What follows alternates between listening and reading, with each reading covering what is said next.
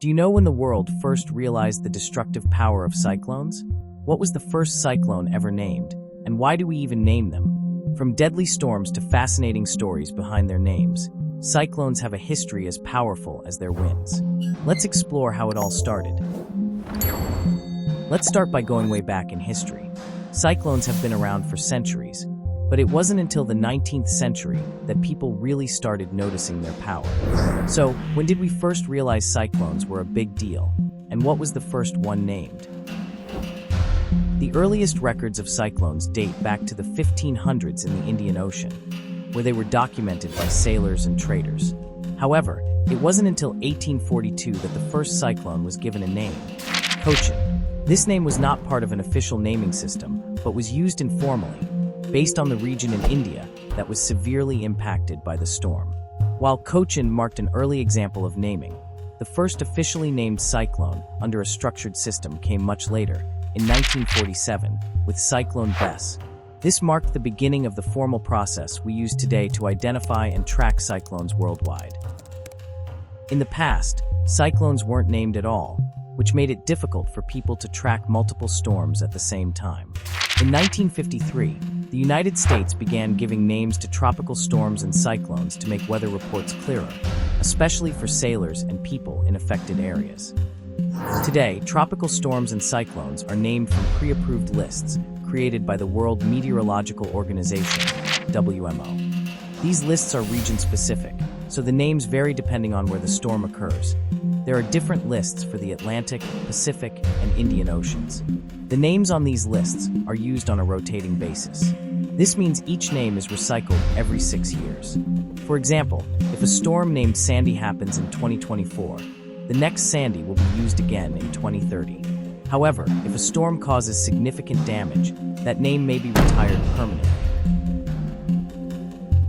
Cyclones begin over warm ocean waters. The water temperature needs to be around 26.5 degrees Celsius or higher. The sun heats the ocean's surface, causing the water to evaporate and form warm, moist air. This moist air rises into the atmosphere. As the air rises, it creates an area of low pressure at the ocean's surface. As the warm air rises, it cools and condenses into clouds. The process of condensation releases heat, which further warms the air, causing it to rise even faster. This lowers the pressure near the surface, pulling in more air to replace it.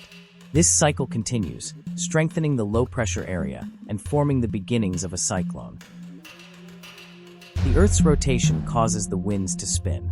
This is called the Coriolis effect. In the northern hemisphere, cyclones spin counterclockwise, and in the southern hemisphere, they spin clockwise.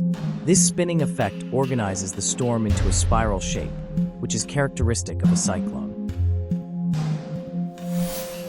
As the cyclone strengthens, a calm center called the eye forms. Surrounding the eye is the eye wall, a ring of powerful thunderstorms and intense winds.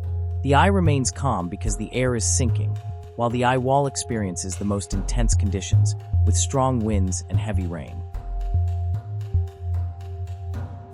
As long as the cyclone stays over warm waters, it continues to gain strength. The warm ocean water fuels the storm, making the winds stronger and the storm more organized.